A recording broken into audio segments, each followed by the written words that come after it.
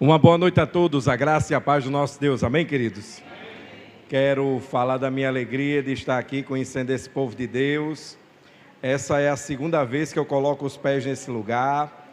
A primeira vez que estivemos aqui foi no primeiro encontro da Love Service, e foi um prazer estar aqui com o pastor Ed, né? Sua amada esposa também estava aqui, e nós queremos celebrar esse momento em que o povo de Deus se reúne para louvar, orar, clamar, se render a Ele, mas também ouvir a sua palavra. Quero dizer ao pastor Edno que é recíproco o sentimento. O pastor sempre foi muito amável comigo e creio em nome de Jesus que esse encontro foi o Senhor que fez. E essa amizade nasceu no coração do Senhor. Eu queria, antes de ministrar aqui a palavra, fazer um registro. Os irmãos aqui que têm mais experiência do que eu, podem perceber algo que tem acontecido nos últimos dias. Deus tem soprado um vento especial, meus irmãos, nessa cidade em nome de Jesus. E eu tenho visto e falado. Há um movimento diferente da parte do Senhor. Há anos atrás, um pastor batista estar aqui era um desafio grande. Como qualquer um de outra denominação, participando de um outro culto em um outro lugar. Mas Deus tem quebrado isso, porque na terra temos as denominações, as nossas confissões de fé, aquilo que a gente defende como doutrina, mas quando o Senhor olha para a terra, Ele só olha um povo, uma família, um povo chamado povo de Deus e uma família chamada família de Deus. E é por isso, meus queridos, que nós não devemos de maneira nenhuma sair desse movimento ou se esquivar desse movimento, mas pedir ao Senhor que a cada dia a gente faça parte desse movimento. E tem algo também muito especial. O movimento tem começado do interior para a capital. Quantos eventos, quantos movimentos. Veja o que a Assembleia de Deus está fazendo nesses dias. Mossoró para Cristo, movimentando vários lugares. No último domingo, 200 cultos, meus irmãos. E se formos juntar o culto que teve na igreja que eu sou pastor, o culto aqui que o pastor Edno é pastor, as igrejas de Cristo espalhadas em Mossoró, as igrejas batistas espalhadas, presbiterianas, congregacionais, regular da fé, meus irmãos, é o movimento de Deus para salvar essa cidade. Por isso eu digo, peça ao Senhor para lhe incluir nesse movimento. Peça ao Senhor que lhe encaixe nesse movimento, porque um dia nós iremos passar. Um dia nós seremos apenas história, mas o legado, o prazer de ter servido e os registros de alguém que contribuiu para essa obra ecoará por gerações até que o Senhor venha. Quando o pastor Edno me deu esse tema, eu quero dizer a vocês que é um tema que eu me familiarizo muito, porque falar do amor de Jesus, pregar sobre a missão da igreja, falar sobre chamado, entender esses processos que o Senhor nos faz passar, é algo realmente extraordinário. Portanto, meus queridos, que nessa noite você possa abrir os seus ouvidos, abrir o seu coração, porque o Senhor quer falar com cada um de nós. Amém? E o texto que nos foi passado, a partir do tema, chamados para a colheita, crescendo pela graça, foram dois textos, Mateus capítulo 9, dos versos 37 e 38, e 1 Coríntios capítulo 3, versos 6 e 7. Se o amado puder reproduzir aqui o primeiro texto, eu agradeço. Mateus capítulo 9, versos 37 e 38. Nós vamos fazer essa leitura e logo em seguida nós vamos para o segundo texto de 1 Coríntios, capítulo 3, versos 6 e 7. Vamos ficar de pé mais uma vez? E eu gostaria de convidar a todos para lerem comigo, amém? 1, 2, 3. Então disse aos seus discípulos: a ceifa é realmente grande, mas poucos os obreiros. Verso 38. Rogai, pois, ao Senhor da ceifa que mande obreiros para a sua colheita. Antes de lermos o próximo texto, olhe aí para a pessoa que está ao seu lado e diga assim para ela: o Senhor te chama, o Senhor te convoca, como igreja dele, como família dele, para trabalhar na sua obra. Vamos para o segundo texto, 1 Coríntios capítulo 3, versos 6 e 7. Vamos lá no 3, 1, 2, 3. Eu plantei, Apolo regou, mas Deus deu o crescimento. Verso 7. Por isso, nem o que planta é alguma coisa, nem o que rega, mas Deus que dá o crescimento. Olha mais uma vez aí para a pessoa que está ao seu lado. Diga assim para ela com alegria: o Senhor lhe usa, mesmo com falhas, e Ele coloca em suas mãos o prazer de ver a obra crescer. Amém, queridos? Podeis assentar em nome de Jesus. Meus irmãos, um tema, porém duas realidades diferentes. Mas essas realidades, elas se avizinham em um aspecto primoroso que é o privilégio de ser resposta de oração para servir ao reino glorioso do Senhor. O texto de Mateus se assemelha ao Evangelho de Lucas também, que convoca, que chama, que nos leva a pensar sobre essa realidade. Jesus, ao olhar para as multidões, e olha que o discurso de Jesus não era simplesmente apenas para um ou para um grupo, normalmente ele pregava para diversas pessoas.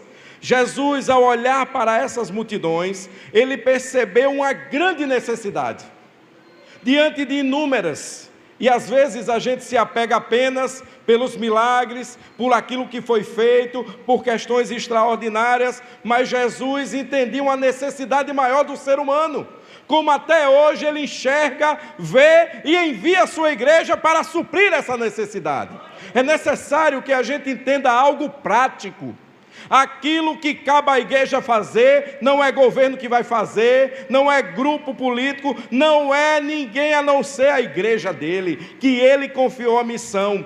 E da mesma maneira como ele olhou, ele nos convida a olhar para essa multidão, para essas pessoas, para esses homens pecadores, depravados, que caminham a passos largos para a perdição. E qual era a necessidade? Era a necessidade de trabalhadores, porque a seara ainda continua sendo um grande desafio. A seara é grande, mas os trabalhadores continuam sendo poucos. Mas eu quero dizer algo para você.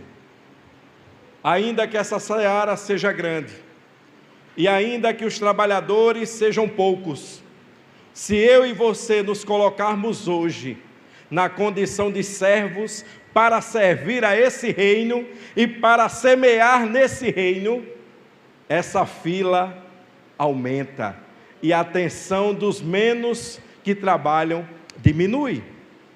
Meus irmãos, diante disso, ele não chamou seus discípulos simplesmente para observar a colheita, mas para orar e participar ativamente dela. Talvez fosse um discurso que massageasse o ego dos discípulos.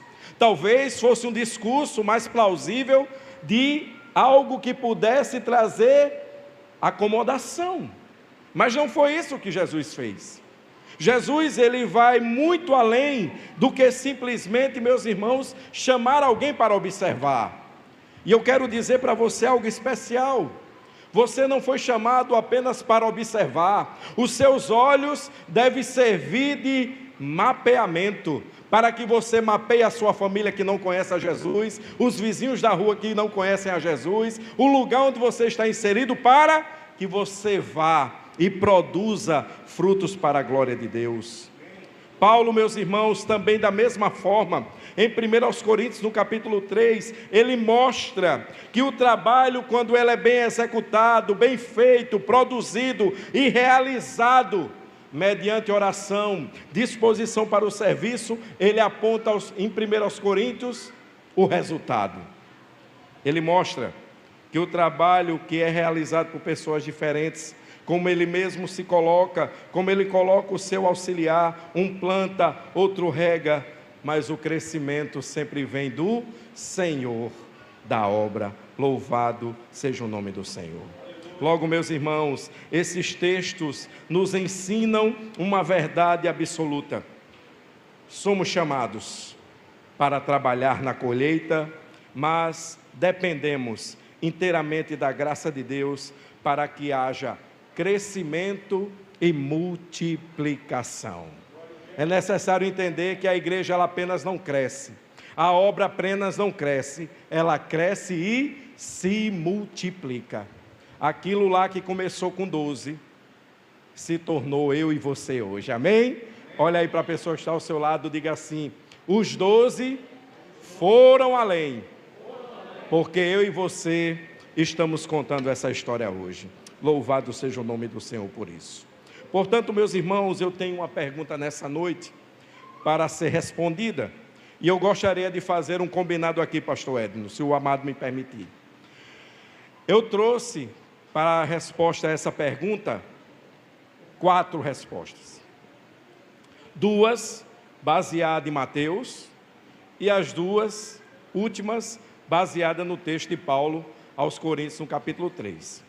Então a pergunta que precisa ser respondida é: portanto, o que representa ser chamado para a colheita e, consequentemente, crescer na graça? Nós vimos que um texto, Jesus está convocando, e ele dá as ferramentas para que esse chamado, esse envio, essa missão possa ser alicerçada. Logo, em seguida, o apóstolo Paulo vai dar os resultados de quem grande, porque aquela igreja de sítio formou 5 pastores para a glória de Deus. E o que está lá, que me sucedeu, que é Esdras, é filho de lá, se converteu lá, batizou-se lá, casou-se lá, formou família lá e está lá pastoreando para a glória de Deus. Como é que a gente pode dizer que uma igreja dessa não é forte? Como é que a gente não pode dizer que uma igreja dessa não é grande? Porque ela se manteve na comunhão da missão, na relação com o Senhor, formando e fundamentando discípulos para a glória dele. Mas quando ele envia e ensina sobre comunhão, ele também ensina sobre apoio mútuo e responsabilidade compartilhada. Todos nós devemos ter uma responsabilidade compartilhada. O desejo de caminhar junto é para apoiar o outro, para sustentar o outro, para levantar o outro, para chorar quando ele chora, se alegrar quando ele se alegra. O envio, meus irmãos, é algo prazeroso, porque em meio às falhas, às lutas e aquilo que se levanta como desafio, que o Senhor nos faz fortes para juntos rompermos tudo isso e cumprirmos a missão. A missão cristã, meus irmãos, ela não é e nunca será individualista, mas comunitária. O termo comunitário tem a ver com comunidade. E a gente tem deixado de utilizar esses termos na igreja. A igreja é uma comunidade de fé, amém? Mas é uma comunidade que manifesta o poder de Cristo, alimentando quem tem necessidade, cobrindo aquele que tem frio, matando a sede daquele que tem sede e fazendo com que esse avanço se torne a cada dia legítimo, onde o evangelho chega, onde o evangelho é pregado, onde a assistência é tida, as pessoas são muito mais impactadas. Sabia disso? Sabia disso, meus irmãos? Nós não somos apenas um prédio, nós somos uma comunidade, e nós não somos individualistas, nós somos uma família que acolhe, abraça e caminha com todos os outros, como eu e como você, cheio de falhas, pecados e defeitos. Mas mesmo assim, como o Senhor olhou para nós e nos concedeu essa graça, que a gente olhe para o nosso vizinho, para o nosso irmão, mesmo vendo as falhas dele, mas dizendo: vamos juntos, estou com você. Não é individual, é coletivo, é de comunidade, para a glória do Senhor. E o que podemos falar sobre essa aplicação? É que todo cristão é chamado para participar da missão de Deus, seja em sua casa, trabalho ou comunidade de fé. É necessário, meus irmãos, alargar essas tendas, porque muitas vezes a gente pensa que é bom ser crente só aqui, e aqui é a coisa mais extraordinária, melhor e mais fácil. É ou não é? Aqui a gente já sabe o que é que a gente tem que fazer. Normalmente uma liturgia, quando ela já é ensinada, a gente já sabe do início ao fim o que vai acontecer, mas o Senhor não nos chamou para isso. Isso faz parte daquilo que a gente tem como hábito de culto, mas cumprir a missão é sair, é ser um agente de Deus, uma pessoa de Deus, onde quer que o nosso pé esteja. E o maior desafio que temos é pregar para a nossa casa, é pregar no nosso trabalho, é pregar na nossa comunidade. Mas há uma segunda resposta. A pergunta nessa noite ainda baseado no Evangelho de Mateus. Portanto, o que representa ser chamado para a colheita e crescer na graça? Segunda resposta: enxergar a urgência da colheita e a necessidade de trabalhadores. Olha aí para a pessoa que está ao seu lado, diga para ela assim: a palavra de Deus nos convida a enxergar de maneira clara a colheita e a necessidade dos trabalhadores. Verso 38. Coloca aí, varão, por favor. Vamos lá no 3, 1, 2, 3.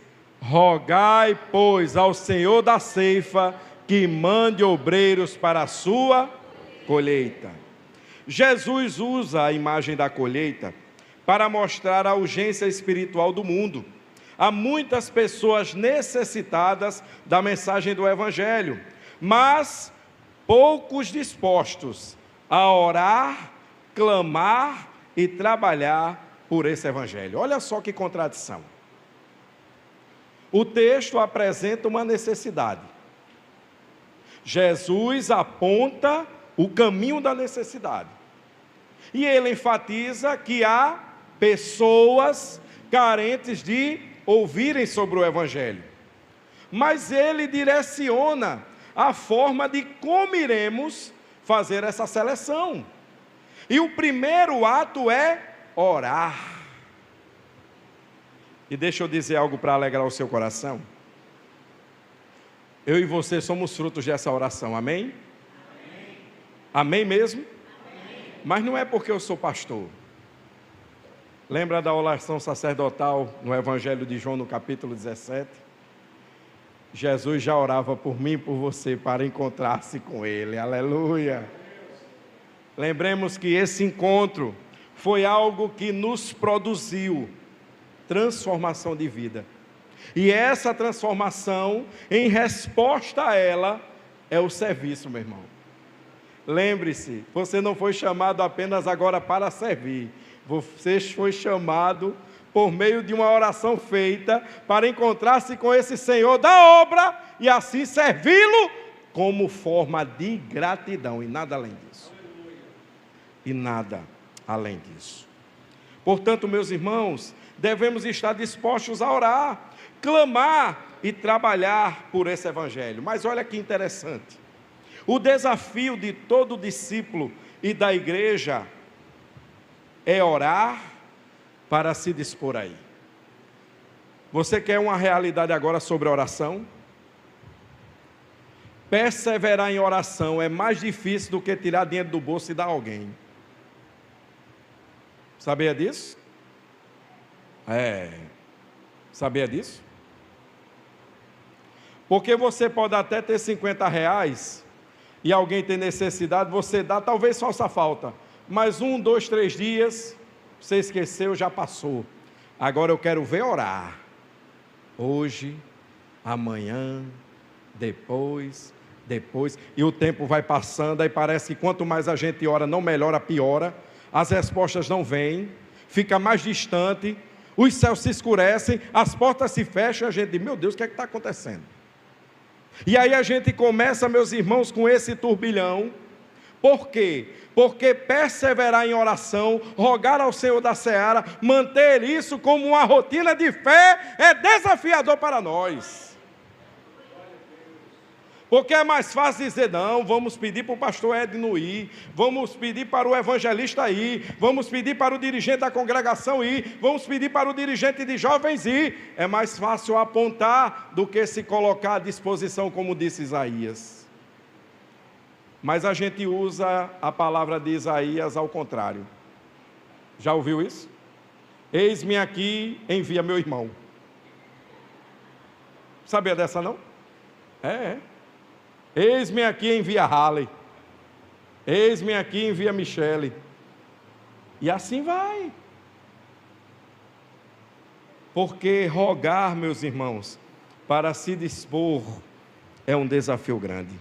Isso mostra, meus irmãos, de maneira muito clara, que a missão não será fácil.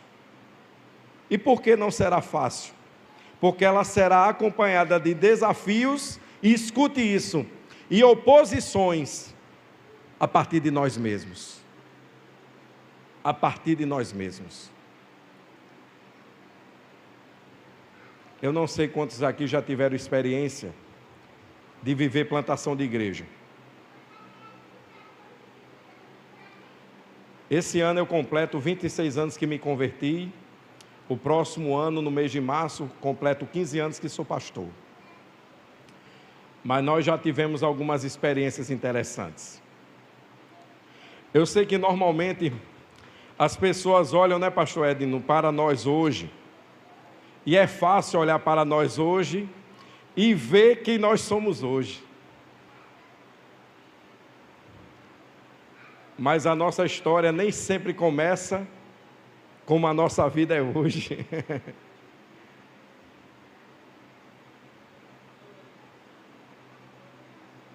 Mas tudo isso, meus irmãos, é algo que o Senhor nos coloca à prova, para que o nome dele seja glorificado. E qual é a aplicação que a gente tem disso? A igreja precisa orar e manter perseverante em oração por mais trabalhadores, e estar disposta a enfrentar dificuldades com coragem, de pé e com fé, amém? Com coragem, de pé e com fé. Eu às vezes fico temeroso com alguns comentários de alguns crentes. O que é que vai ser de nós? Jesus já disse o que vai ser de nós. Do capítulo 5 a 7 desse mesmo evangelho de Mateus, Jesus já disse o que é que vai ser da gente. A gente vai ser perseguido em nome dele. A gente vai sofrer danos por esse evangelho. Então, meus irmãos, não tem esse negócio de melhorar não. A gente não deve criar uma expectativa de massagear o nosso ego. Porque servir a Jesus é glorioso, porém, requer de nós desafios. E o que será de nós sem manter a nossa fé nele? Não iremos para lugar nenhum, ao contrário, iremos naufragar na fé. Aleluia por isso. Portanto, meus irmãos, o que representa ser chamados para a colheita e crescer na graça de Deus? Na primeira parte, usando o primeiro texto, primeira resposta, responder positivamente ao chamado. Segunda resposta, enxergar a urgência da colheita e a necessidade de trabalhadores. Agora, como eu disse anteriormente, vamos para o último capítulo de 1 Coríntios, capítulo 3, versos 6 e 7, para concluir as duas respostas. A terceira resposta, baseada no texto, é: ser testemunha do crescimento dessa obra. Olha para a pessoa que está ao seu lado e diga: seja testemunha. Seja testemunha. Essa não foi a orientação de Jesus? Atos, meus irmãos. No livro de Atos, Jesus disse isso. E ser-me-eis minhas testemunhas. Coloca aí, varão. 1 Coríntios capítulo 3, apenas o verso 6, isso. Vamos lá? 1, 2, 3. Eu plantei, Apolo regou, mas Deus deu. Escute bem isso, viu? Paulo reconhece a importância do trabalho humano, mas deixa claro que o resultado final pertence a Deus. Porque se a gente for considerar, meus irmãos, apenas a ótica humana de que o Evangelho traz só lucro, Paulo foi uma negação nisso. Sim ou não? Paulo frustra completamente a teologia da prosperidade. Paulo amarga o coração dos desejosos por riqueza, fama e poder. Porque você conhece o final da vida de Paulo? Preso em uma masmorra, em uma condição extremamente desfavorável, doente, condenado à morte, e a única coisa que ele faz é glorificar a Deus, porque nem os amigos estavam com ele. Mas escrevendo a Timóteo, seu discípulo amado, ele vai dizer: combati o bom combate, aleluia. Encerrei a carreira e guardei a fé. Paulo entendia tudo isso, meus irmãos, porque a sua vida já tinha um destino certo. Porque escrevendo aos Gálatas ele disse: logo já não sou eu quem vive, mas Cristo vive em mim. Paulo, meus irmãos, plantou, Apolo regou, mas Deus deu o crescimento. E olha que Paulo se intitula como um dos piores homens.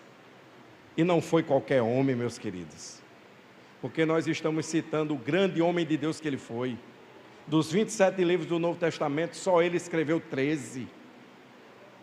Plantou igreja em toda a Ásia, possivelmente chegou na Europa.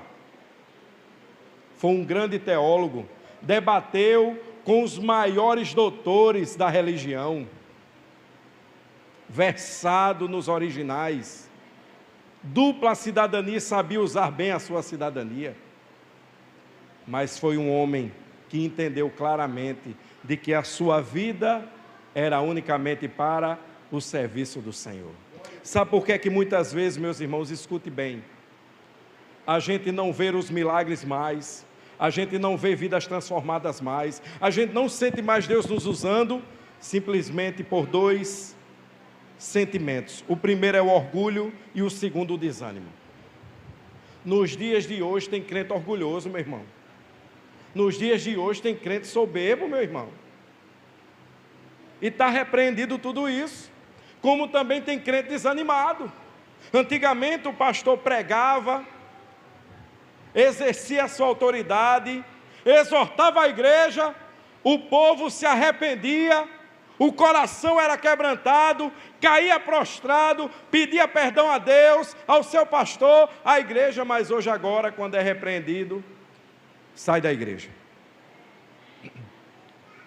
E com todo cuidado da expressão, para não ser interpretado errado, fica igual a macaco pulando de galho em galho.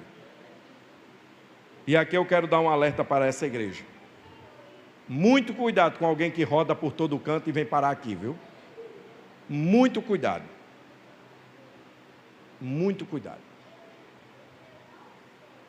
Porque as pessoas precisam entender que o orgulho, meus irmãos, destrói a obra do Senhor.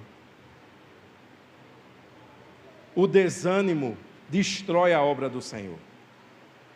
Porque orgulho e desânimo são sentimentos humanos, amém? Saiba disso. Orgulho e desânimo são sentimentos humanos.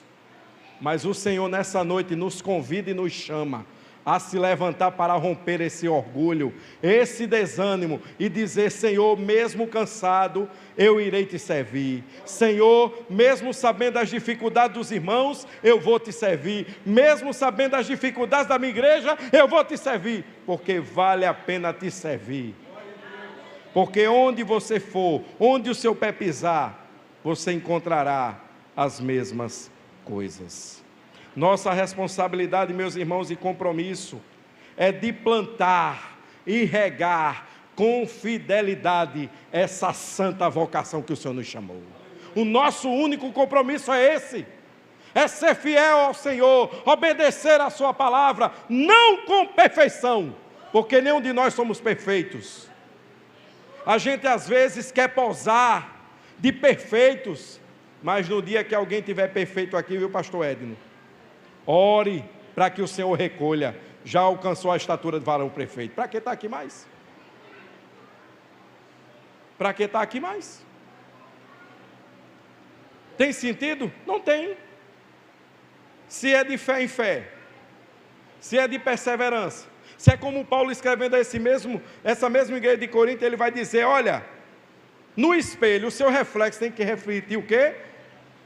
A Cristo. Imediatamente não, ele vai dizer de glória em glória, passo a passo, mudança a mudança, transformação a transformação. Deus, meus irmãos, é quem transforma vidas, convence o coração, produz fé e faz a obra crescer e multiplicar, e não há quem segure, nem o diabo, nem o inferno, nem ninguém. Sabe onde é que as igrejas mais crescem? Sabe onde é que as igrejas mais se multiplicam? Quando elas sofrem tremendamente investidas pesadas do inimigo do inferno, mas do inimigo da terra também. Muitas vezes a gente quer sair disso, fugir disso, mas tudo isso, meus queridos, faz parte da obra gloriosa do Senhor. E tudo isso, meus irmãos, sabe o que é que vai produzir? Uma fé genuína para afincar e alicerçar os nossos pés a cada dia. E qual é a aplicação disso também? Faça o que Deus colocou em suas mãos, amém? Faça o que Deus colocou em suas mãos, mas confie nele para aquilo que está além das suas mãos. Só faça aquilo que ele confiou e lhe chamou para fazer. Além disso, é responsabilidade dele. O problema é que a gente quer agir como super-heroína e super-herói. Nós não somos homens de ferro, nem mulheres de ferro. Nós somos servos. Precisamos entender isso. Porque a glória não é minha, a glória não é sua, a glória não é da Igreja Batista, nem da Igreja de Cristo. A glória é do Senhor. E para a nossa alegria, para a nossa tranquilidade e para o bom serviço do reino, Ele não divide isso com ninguém. É bom que a gente aprenda isso. Tem gente que quer viver socado fazendo as coisas de Deus, negligenciando a família, o cuidado com os filhos, a responsabilidade com o trabalho, e tem gente que ainda usa a expressão: vou trabalhar para Deus, porque já trabalhei muito para César. Difícil isso, meus irmãos. Quer dizer que a eficiência do trabalho é só quando você deixa o seu trabalho para ir trabalhar para Deus? Quer dizer que lá onde você está, Deus não vai lhe usar, não? Então está difícil, viu? Ter médico crente, juiz crente, promotor crente. Está muito difícil assim, então. Se todo mundo que tem uma habilidade, uma profissão, é chamado para fazer aquilo, abandonar, onde é que estão os servos do Senhor? Eu sei onde é que está. Aglomerado, não para pegar, mas para falar da vida dos outros, viver de fofoca. Aí isso não edifica o corpo. Porque o Senhor confiou uma grande obra, meu irmão. Cumpra fielmente só isso. Tem gente que quer dar a vida pela igreja. Já teve um que deu a vida pela igreja. Se eu e você morrermos amanhã, deixa eu dizer só uma coisa aqui para que você pense. O povo vai chorar, sentir falta, mas tem um adágio popular que faz todo sentido: a vida continua para os outros e você fica. É ou não é? Porque o defunto, por mais que a gente ama, tem que ser enterrado ou não? Hã? Tem quem aguente ficar com o defunto? Por mais que a gente ama, a gente tem que fazer o quê? Sepultar. Então na obra do Senhor é isso. Sepulte o seu eu e glorifique unicamente ao Senhor. E a última resposta à pergunta, pastor Edno, desculpe só um pouquinho que eu passei aí, mas vou concluir agora. O que representa ser chamado para a colheita e crescer na graça? Última resposta. Continuar plantando a boa semente. Escute bem isso, viu? Continuar plantando a boa semente, ainda que o resultado não tenha sido alcançado. Eita, Jesus. Olha aí para a pessoa que está ao seu lado. Pergunta assim para ela: por quanto tempo você tem esperado uma bênção de Deus? Eita, Jesus.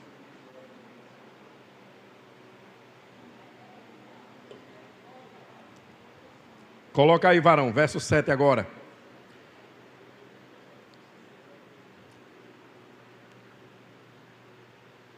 Um, dois, três, vamos lá? Por isso, nem o que planta é alguma coisa, nem o que rega, mas Deus que dá o crescimento. E aqui eu quero concluir contando um testemunho pessoal. Se você acredita nas promessas de Deus, não desanime, não pare, não desista e nem tampe os ouvidos.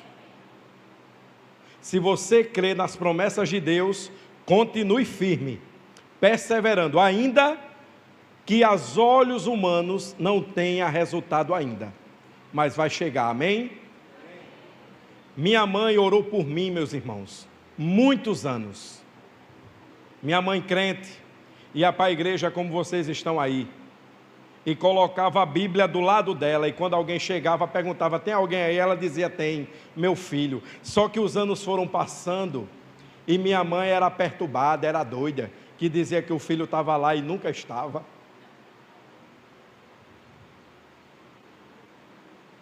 E nisso tudo o filho dela estava onde? Porque, meus irmãos, eu tenho certeza que não era o diabo que entrava em mim, não, eu que entrava no diabo. O negócio era pesado. Mas teve um dia, meus irmãos, que eu estava sentado ao lado da minha mãe.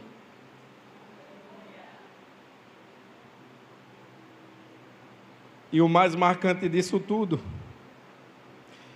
é que minha mãe só orava para que o Senhor me alcançasse.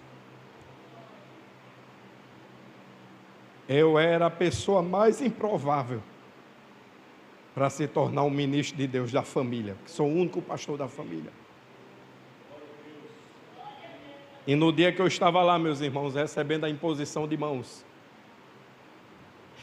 eu olhei assim de rabo de olho, como diz lá na Paraíba, e minha mãe estava chorando lá no banco, porque ela pediu apenas para que o Senhor me alcançasse. Mas o Senhor fez infinitamente mais do que diz a palavra do Senhor.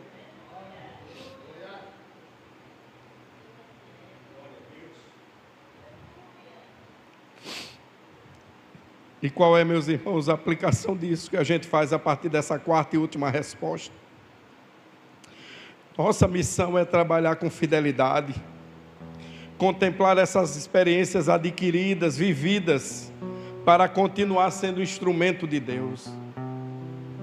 O crescimento, meus irmãos, é unicamente obra da graça de Deus. No último mês, nós realizamos um batismo lá na nossa igreja, e foi o primeiro batismo na igreja, porque até então nós fazíamos em um rio. E todo batismo, eu me emociono muito, irmãos, porque eu olho para aqueles homens que vão descer as águas e fico pensando: meu Deus, como pode? Eu não valia nada e o Senhor me usa para alcançar outros que não valiam nada, mas hoje valem muito para o Senhor. Você extraordinário, meus irmãos. E isso só tem um nome: Evangelho. E esse nome é uma identidade: Jesus Cristo de Nazaré. Para concluir, meus irmãos, eu quero só realçar aqui o que já foi dito. O chamado para nós é claro. Primeiro, não olhe apenas para a colheita, vá para fazer a colheita.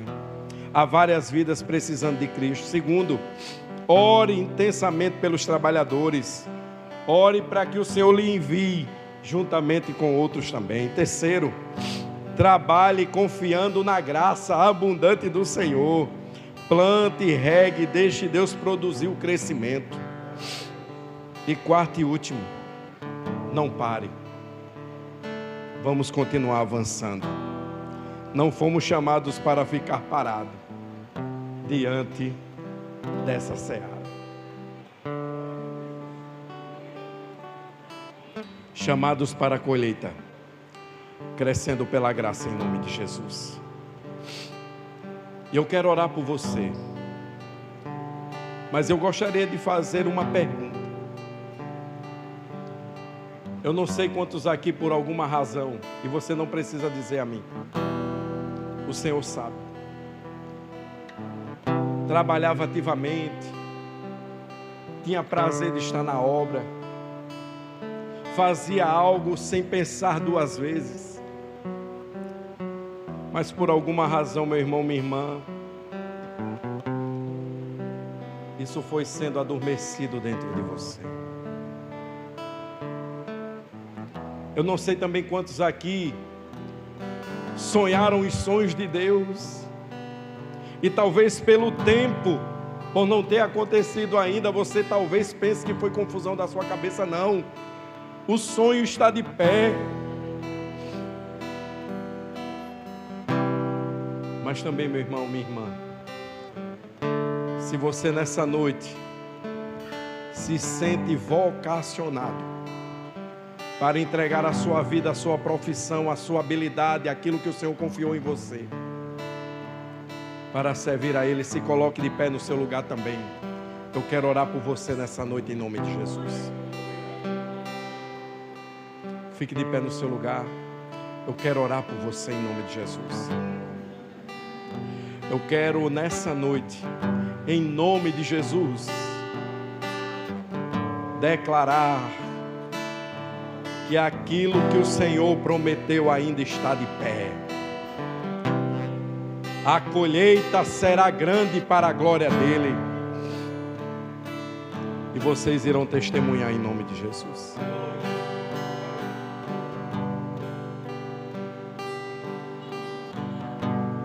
Vamos adorar.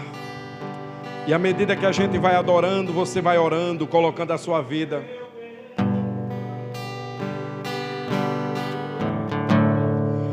Se coloca na presença do Senhor agora. Diga: Senhor, eis-me aqui, Senhor, me perdoa pelo tempo, Senhor, afastado, negligente, frio.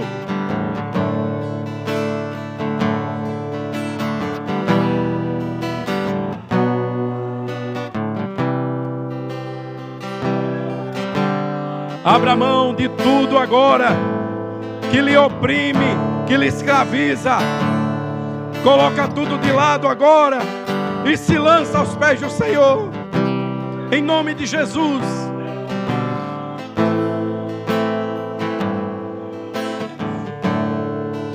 Só pra te adorar, Senhor, Senhor. Diga: quebra, quebra o meu orgulho. Eu quero descer e mergulhar nas águas do teu amor, me purificar. Eu quero ser limpo como na mão do teu poder, Senhor, Senhor.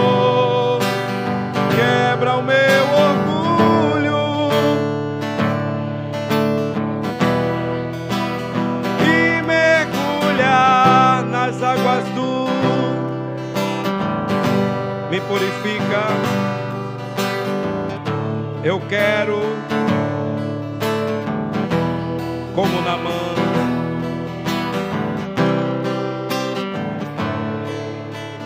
declare, declare. Entra na minha casa. Entra na minha vida. Mexe, Senhor. Mexe com minha estrutura. Diga, Sara. Sara toda. Me ensina. Nós queremos. Porque o Senhor é o meu bem maior. Faz um milagre em mim. Declare, declare. Entra na minha casa. Um lindo coral. Entra na minha vida. Mexe, mexe. Com minha estrutura. Sara, Sara. Me ensina. Eu quero. Porque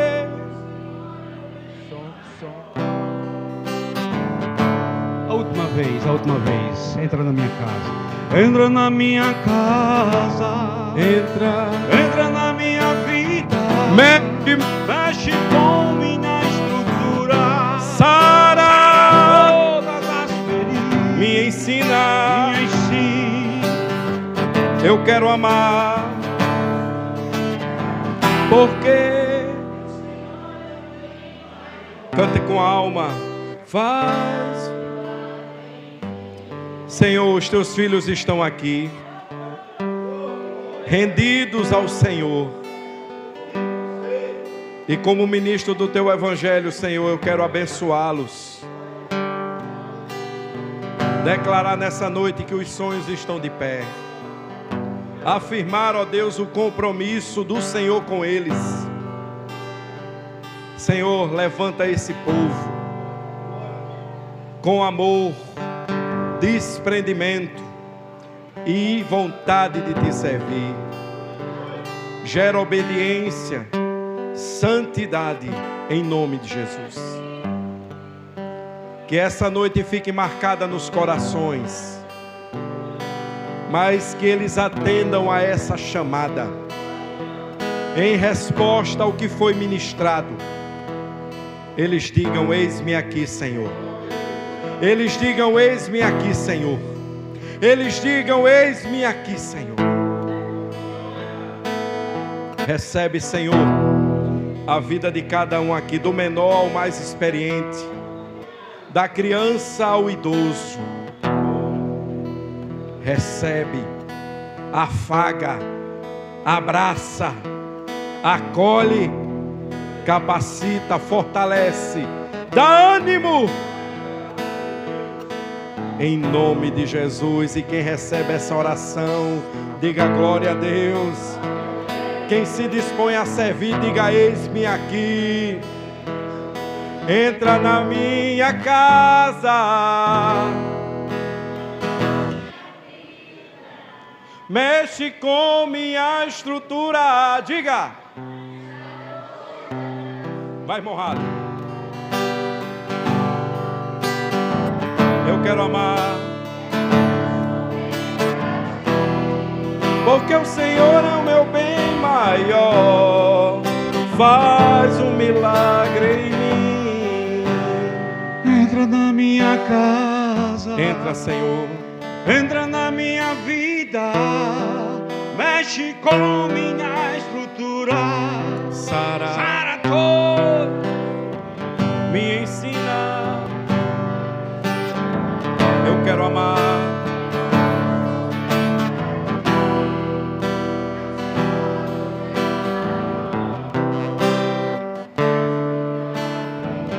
Agora eu queria que você pudesse dar um abraço aí na pessoa que está ao seu lado. Dá um abraço nela bem encalorado. Diga: receba esse abraço. Ser reconhecido. Receba esse abraço em nome de Jesus. Sai do seu lugar. Cumprimente seu irmão. Sai do seu A lugar. minha glória é fazer com que conheçam a Ti. E que diminua eu. E que diminua eu. Pra quê? Para que Tu cresça, Senhor, Mais e mais. mais e mais. Sai do seu lugar, cumprimente seu irmão. E como serafins encobre o rosto ante a ti. Declara. Encobre o rosto. Esconde o rosto para que vejam tua face em mim. E que diminua eu. E que diminua eu. Para que tu cresças, Senhor. Mais e mais no Santo dos Santos. A fumaça me esconde, só dos olhos Vem embaixo. debaixo de tuas asas. É o meu abrigo, És meu abrigo, meu lugar secreto. meu lugar secreto. Só tua graça me basta e tua presença. Obrigado, povo de Deus, pela paciência. Santo dos santos. Que Deus abençoe e fortaleça cada um em Jesus. Só Deus